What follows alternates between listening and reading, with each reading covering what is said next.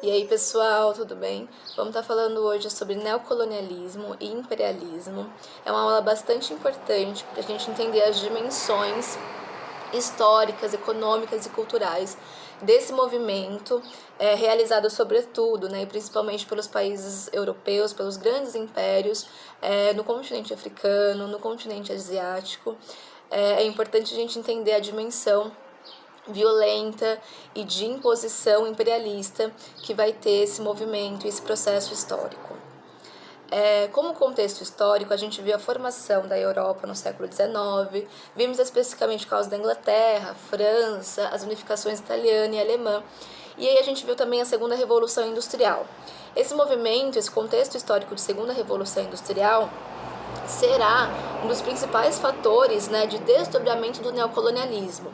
Como a gente viu nas outras aulas, a Segunda Revolução Industrial ela foi muito importante, né, porque tirou o centro da Inglaterra, então ela se expandiu para outras regiões, para o continente europeu, para os Estados Unidos. E aí a gente tem, através das práticas fordistas e tayloristas, uma alta produtividade, um desenvolvimento industrial em massa, e aí a gente tem também o tecnicismo e o cientificismo muito presente nesse movimento dessa segunda revolução industrial.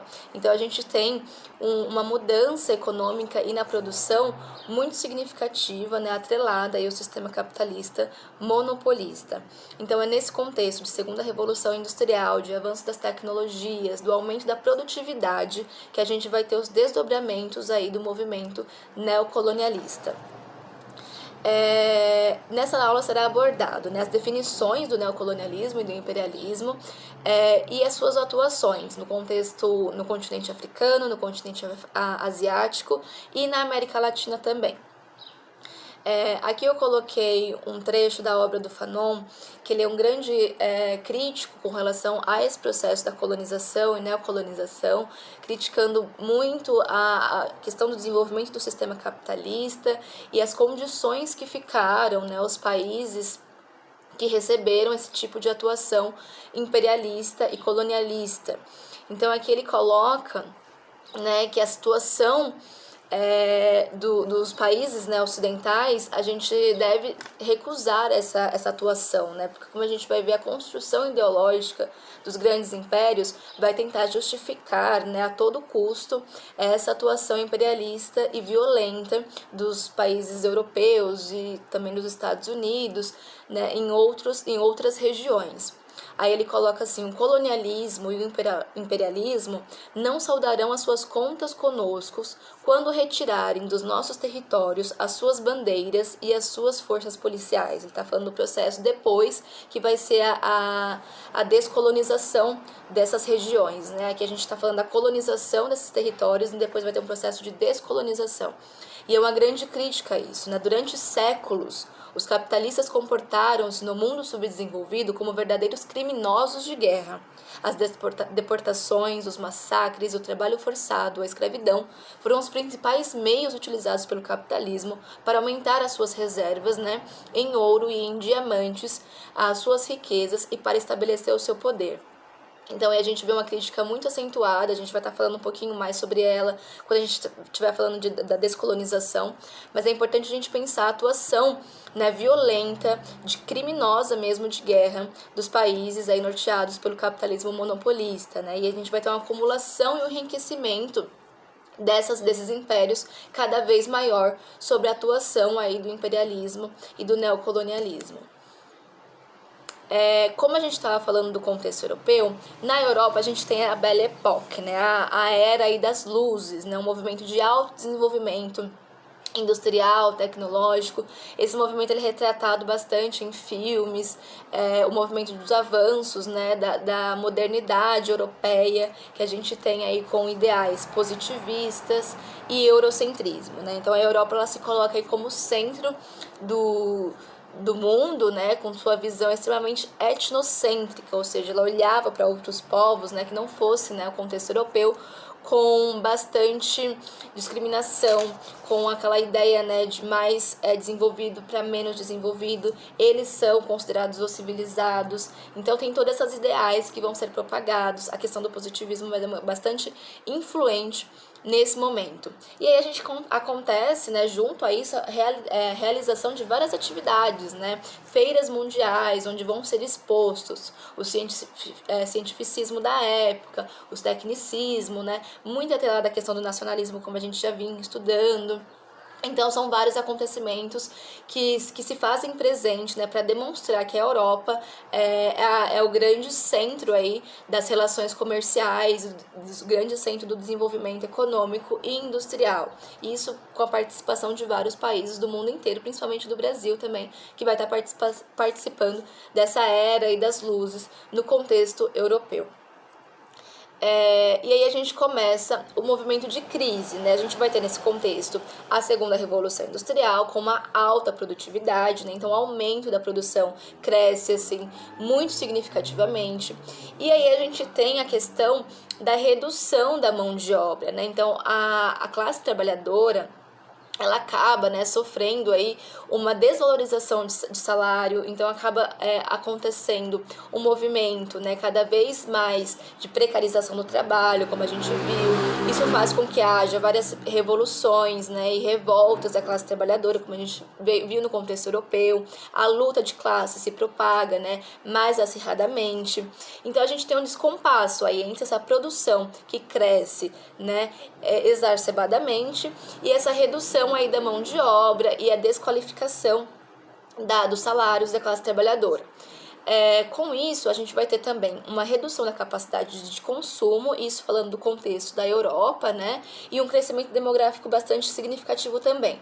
O que vai acontecer? Um esgotamento dos mercados internos. Então, eles têm uma alta produtividade, eles têm um desenvolvimento econômico, industrial muito grande e não tem relações entre eles, né? Não tem um mercado interno que possa consumir esse excedente produtivo. Isso vai gerar um descompasso e vai fazer com que a Europa se veja, né, com a necessidade de expandir esses mercados para outros territórios, né? No caso, ela vai atuar significativamente no continente africano, tendo em vista que a América estava direcionada mais para os americanos, isso, né, tendo uma atuação mais norteada pelos Estados Unidos, e aí a gente vai ter essa atuação mais direcionada para a África e para a Ásia.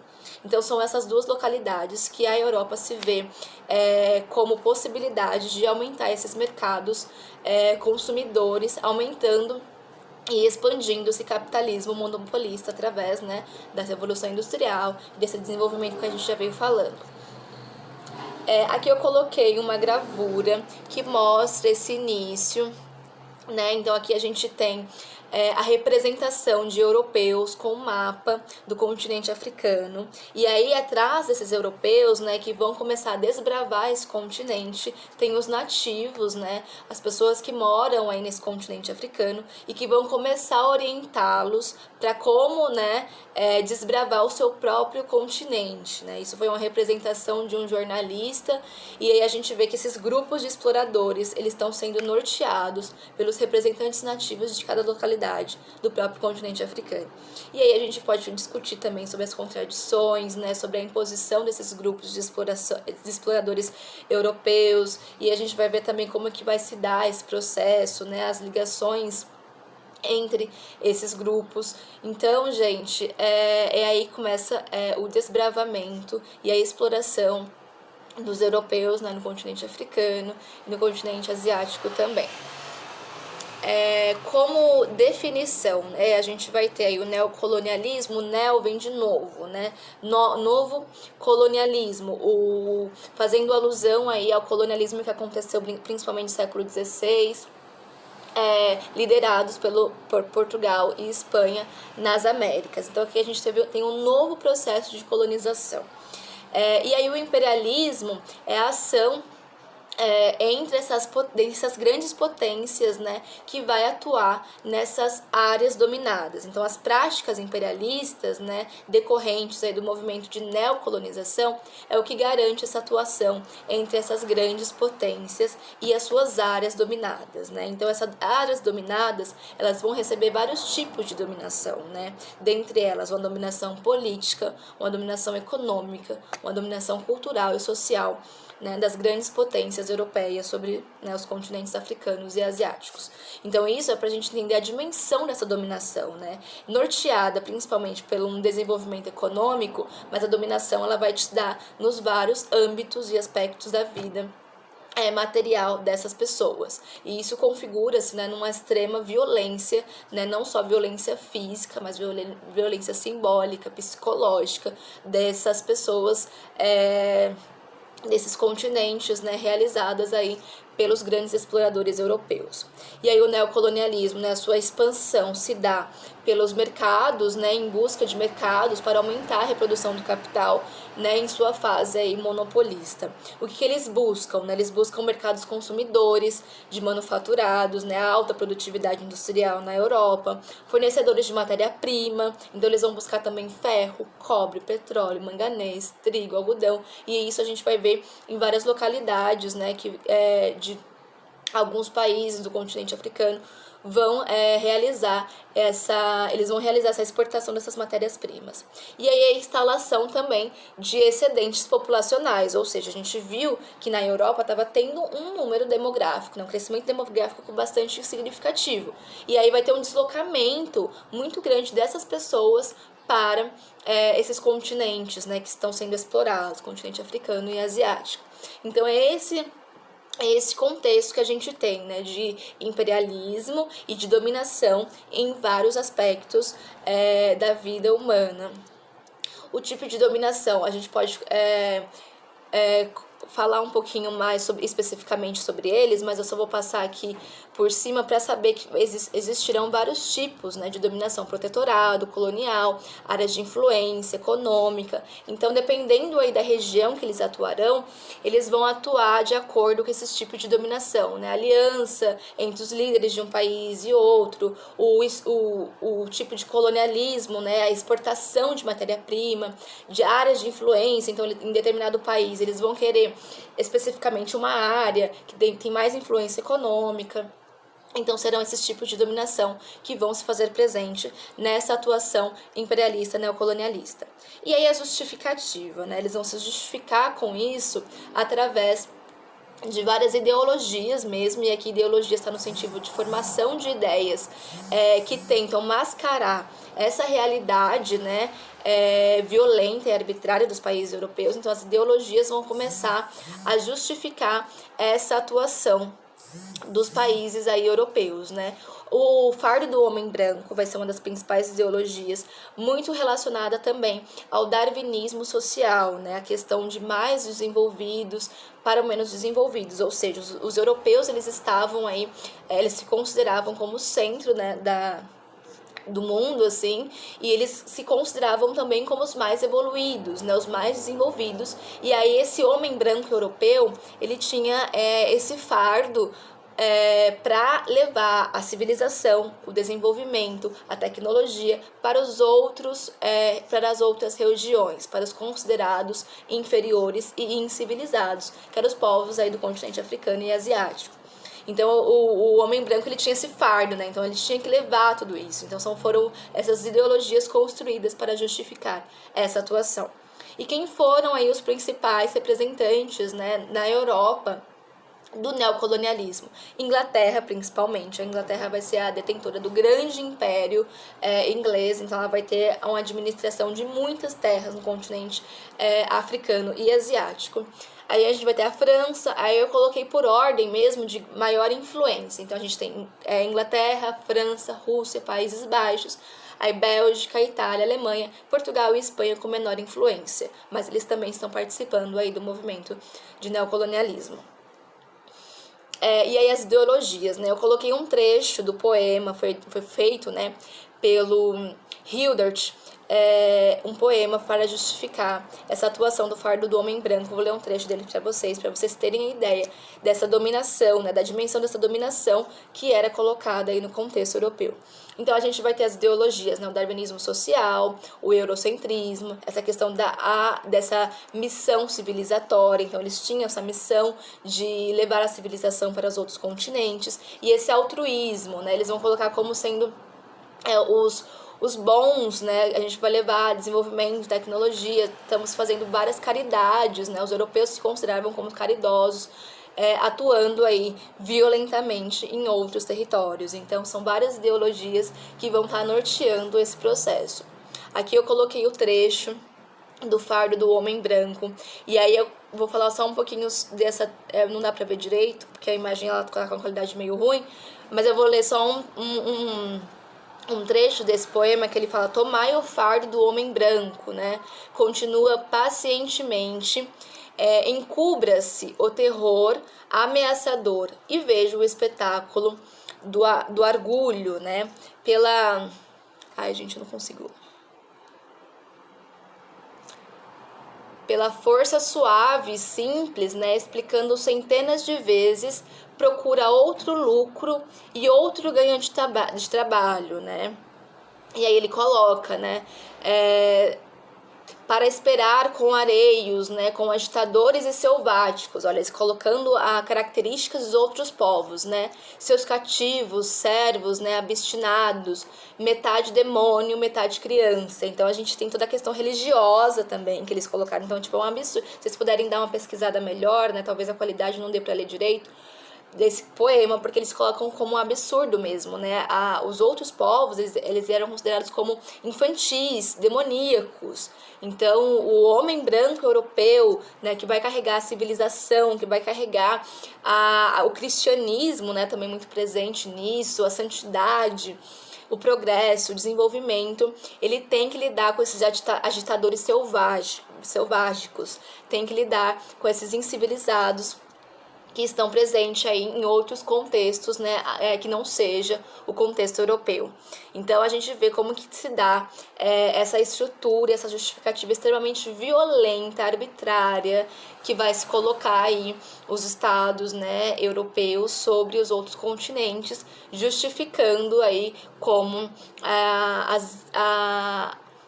as consequências dessas desigualdades raciais, colocando o ser, né, branco, racializando o branco como uma raça superior, né, às demais. Isso vai ser presente, né, muito presente, e vai justificar essa ação, e a gente vê as consequências de tudo isso como um país, né, principalmente nós aqui da América Latina, dependentes da questão de várias questões, né, que se colocam aí como a superioridade europeia ainda muito presente na nossa realidade atualmente.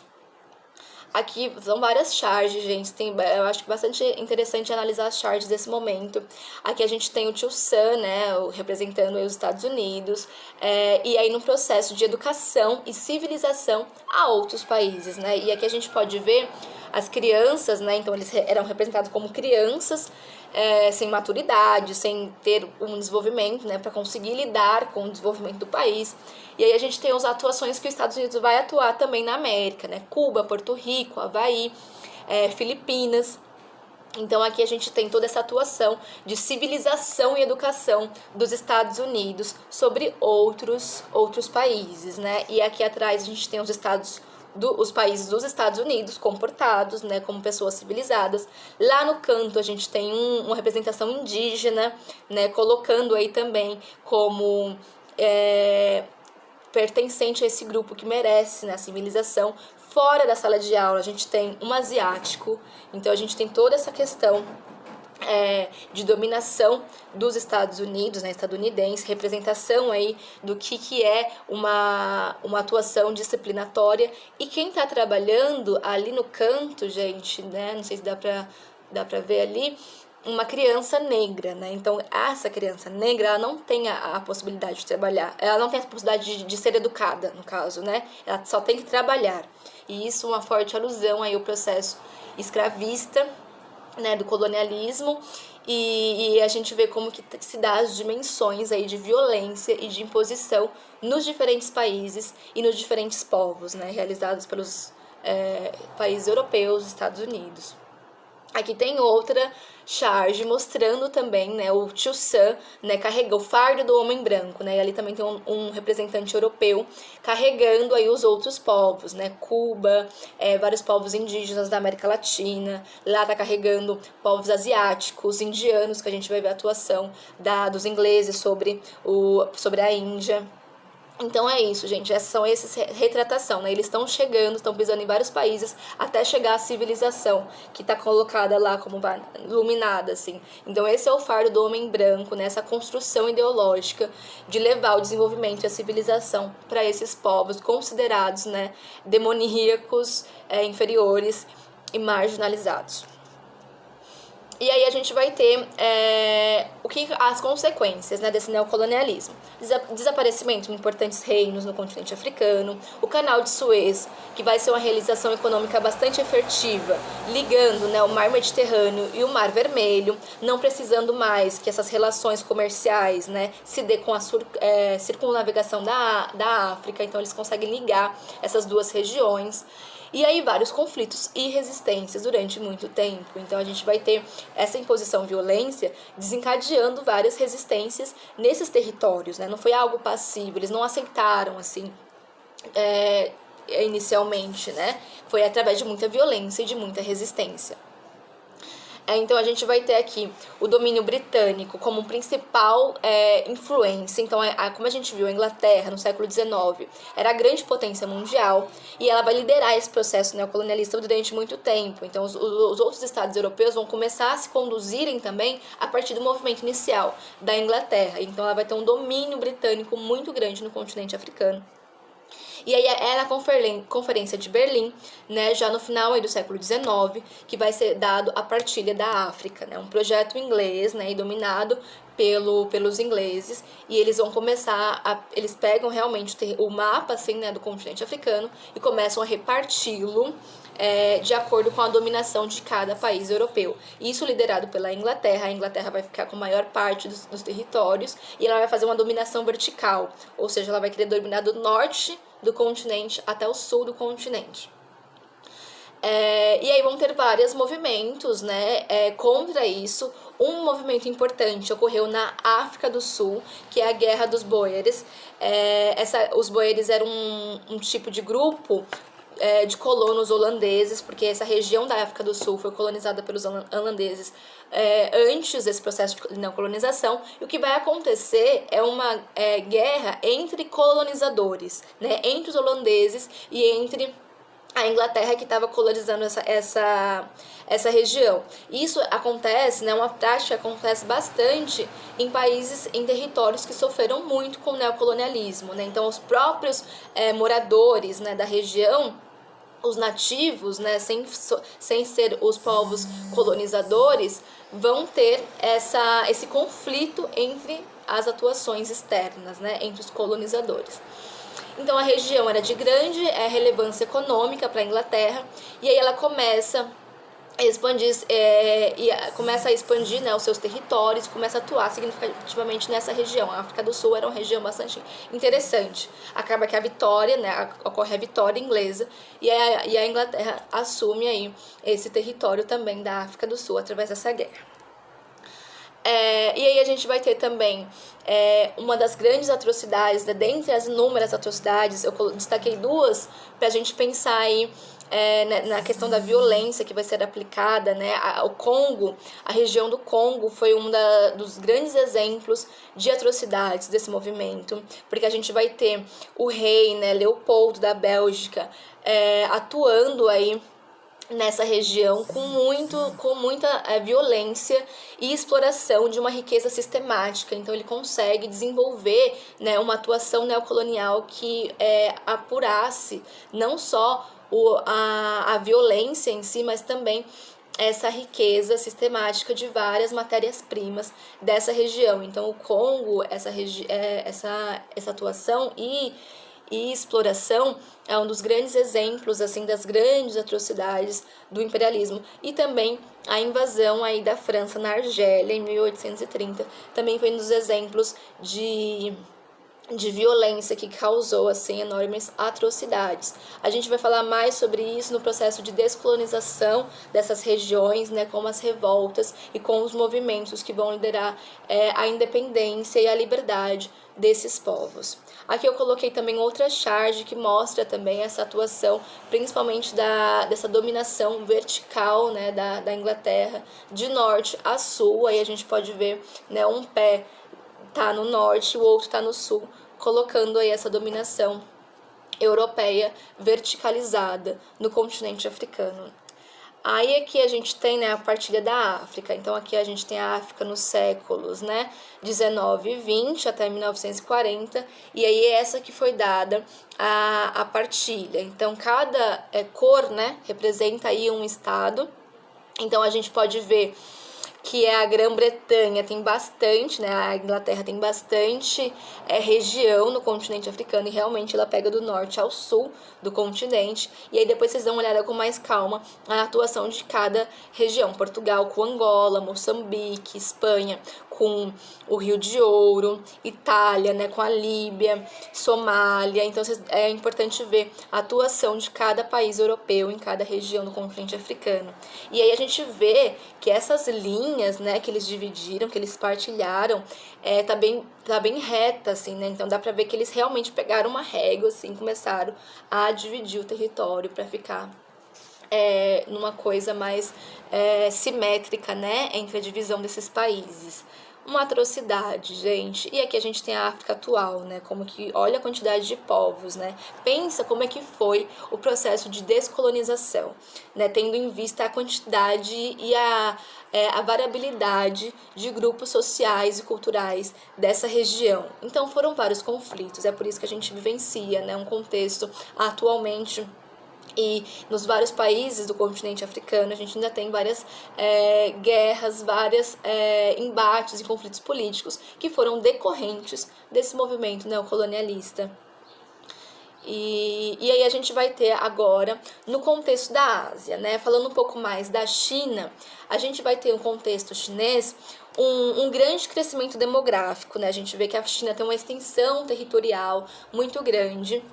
E aí causava, né, bastante interesse de outras regiões, né, tendo em vista também que as potências europeias estão em busca mesmo desses novos mercados consumidores, vão atuar no contexto chinês. A gente vai ter um imperialismo inglês bastante significativo, principalmente nesse movimento de guerra do ópio. Os ingleses vão começar a comercializar o ópio no contexto chinês. O ópio é uma substância que causa aí muita dependência, que é extremamente viciante, e aí vai ter essa comercialização nos territórios aí ingleses, né? E aí eles vão utilizar dos chineses como os mediadores de tudo isso, né? Então a gente vai ter essa exportação. Os ingleses começam a obrigar mesmo que a China realizasse esse tipo de exportação, e aí vai ter grande resistência chinesa e vários tratados, né, no quesito tratado, mas mesmo imposição dos chineses da Europa na atuação desse território. Então, diante disso, a gente vai ter o Tratado de Nanquim, que é a abertura dos portos chineses, né, concedendo aí Hong Kong a atuação imperialista dos Estados europeus, e também a abertura de embaixadas europeias no contexto chinês. Então a gente vai ter uma influência e uma dominação muito grande da Europa, né, principalmente dos ingleses aí no contexto da China. Nesse momento também a gente vai ter um deslocamento de alguns grupos sociais, né, chineses para os Estados Unidos também, diante dessa dominação e submissão aí, e imposição dos países europeus. Como resistência a tudo isso, a gente vai ter a Guerra dos Boxers, que é uma luta, né, do grupo nacionalista chinês pela libertação chinesa, né? Vai ser um movimento bastante de resistência, né, essa luta nacionalista, mas que não vai dar muito certo, né? A imposição e a dominação europeia vai acabar ganhando aí a atuação. E aí até o início aí do século... Aqui eu coloquei errado, gente, essa não é 1990. Se eu não me engano é 1900, vou corrigir lá o slide depois, mas a gente vai ter essa imposição aí até o iniciozinho do século XIX, do século XX, que depois a China consegue se libertar e formar uma república, mas até o momento a gente tem aí até esse movimento de resistência e luta, né, nacionalista, mas a dominação preponderante aí dos países europeus. No contexto da China, da Índia, vai ter uma dominação muito grande também pelos ingleses. A Índia, a gente tinha um contexto bastante agrário, né, e de relação de produção vinculada à produção artesanal de tecidos. Então a gente sabe, né, conhece os grandes tecidos indianos, que era uma produção artesanal. Então tinha um grande descompasso, né, com a produção que acontecia, né, industrial na Europa, né, de altos excedentes, do que acontecia nessa manufatura, desse artesanato no contexto da Índia. E aí o imperialismo inglês acaba arruinando essas estruturas econômicas, né? E aí a gente não tendo atuação diretamente no artesanato e na agricultura. Então vai ter várias inovações da Revolução Industrial que vai dar esse descompasso, né, entre a indústria têxtil indiana, que vai acabar indo à falência. Então não vai ter como agir aí, se deparar, né, com essa indústria, com essa revolução industrial que já está acontecendo na Inglaterra. Então a gente vai ter com isso um contexto de bastante desigualdade, bastante fome. Muitas pessoas vão morrer nesse contexto por conta da fome mesmo do país. A gente vai ter uma dominação muito grande. A Índia acaba sendo um império, né? Acaba sendo uma extensão do Império Britânico, com a atuação da rainha da era vitoriana, que a gente viu, a Rainha Vitória. E aí vai ter a Guerra dos Cipaios, que é um levante indiano contra esses oficiais militares ingleses, mas a dominação inglesa sobre a Índia prepondera e perpassa por muito tempo, né? E aí a Inglaterra em 1900, junto às suas colônias, né, elas formavam o maior império colonial do mundo.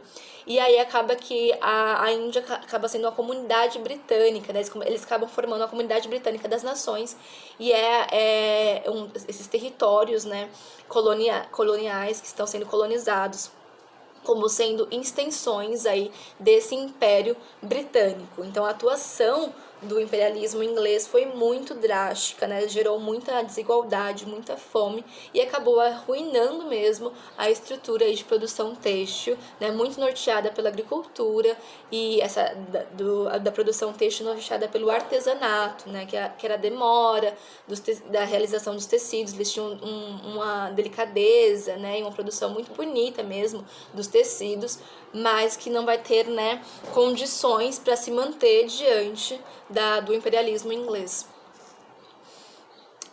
E aí no Japão a gente vai ter também a atuação inicialmente, né, do imperialismo norte-americano, o contexto histórico do Japão, né, na metade do século XIX foi de atuação militar dos Estados Unidos, né, e um pressionamento para a abertura dos portos, mas o Japão, aí antes do século XIX, né, antes dessa atuação imperialista, principalmente dos Estados Unidos, ele tinha mantido um isolamento, né, então durante alguns séculos o Japão ele foi se estruturando e foi se desenvolvendo num determinado isolamento, então ele não mantinha contato com outros países, né, com outras regiões, e aí começa a atuar uma europeização no contexto do Japão. Então o Japão ele começa a ter muitas transformações culturais e econômicas baseadas no Ocidente, baseadas nas práticas estadunidenses e europeias. Esse momento que chama de europeização japonesa. Mas, né, apesar dessa atuação imperialista, o Japão consegue ter uma alta modernização, né? Então ele, através dessa atuação, ele consegue se desenvolver economicamente e se modernizar. Isso vai fazer com que haja, no segundo momento, um combate ao imperialismo. Então, no inicial, ele vai adotar essa europeização japonesa e acaba se modernizando e se desenvolvendo para que se possa combater posteriormente o imperialismo. Então, a gente vai ter aqui a era Meiji, e aí essa era foi a era de assim, altíssima industrialização e modernização. Isso fez com que o Japão ele conseguisse combater o imperialismo que acontecia no próprio território e atuar como um país imperialista. Né? Então a gente vai ter um desenvolvimento, né, um desenvolvimento muito grande, educacional, cultural, assim, bastante significativo, e aí ele vai começar a empreender uma postura imperialista, né? Declara guerra contra a China, que é a guerra nipono-japonesa, guerra aí russo-japonesa, que é contra interesse, né, em territórios russos.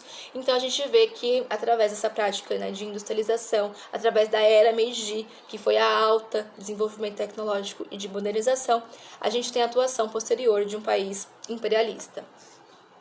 E aí, falando mais, dando fim já à nossa aula, né, o imperialismo dos Estados Unidos na América. A gente viu, né, nas outras aulas, como a gente estava falando do Estados Unidos do século XIX, a atuação dos Estados Unidos em Cuba e nos países da América e Latina, né? Houve essa guerra hispano-americana, os Estados Unidos ajudou os estados, né, Cuba e Porto Rico, a se libertarem da dominação espanhola, mas aí, por outro lado, eles atuam, né, violentamente e com muitas práticas imperialistas nessas regiões, né? Então, aí, através do corolário Roosevelt, que a gente também já falou nas outras aulas, a gente vai ter uma atuação muito grande dos Estados Unidos, né, na Colômbia, no Panamá, República Dominicana, Nicarágua, em vários países aí da América Central.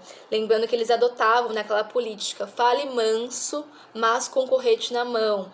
Né? Então a gente vai adentrando esses países, né, vai tentando tipos de negociação e de aliança, né, com os poderes, com os representantes políticos desses países, mas se houver resistência, se houver algum tipo de mobilização contra a nossa atuação, a gente desce o cacete, né? A gente atua aí militarmente e violentamente sobre esses países. Então a gente vai ter o imperialismo dos Estados Unidos, principalmente na América, né, na América Latina, né? Lembrando aí da América para os americanos, essa ideia já, né, construída no início do século XIX, já tendo em vista a atuação imperialista dos Estados Unidos nas Américas.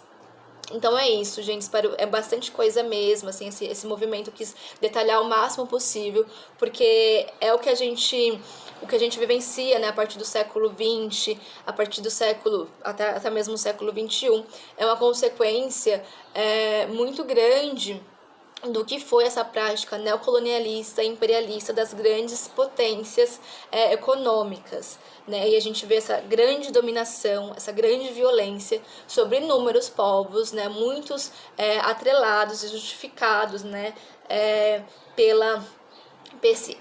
Por esse etnocentrismo, essa questão do fardo do homem branco que se propaga aí e infelizmente ainda e se faz ainda muito presente, né, tendo em vista que a gente tem essa concentração econômica atualmente das grandes potências mundiais, né, europeias, estadunidenses, mas com, né, as modificações que se faz aí ao longo dos anos, né, a história ela se faz de forma dinâmica, né, não de forma linear. Espero que tenha ficado claro, né, a gente vai conversando aí nos plantões, nas monitorias, e é isso, galera.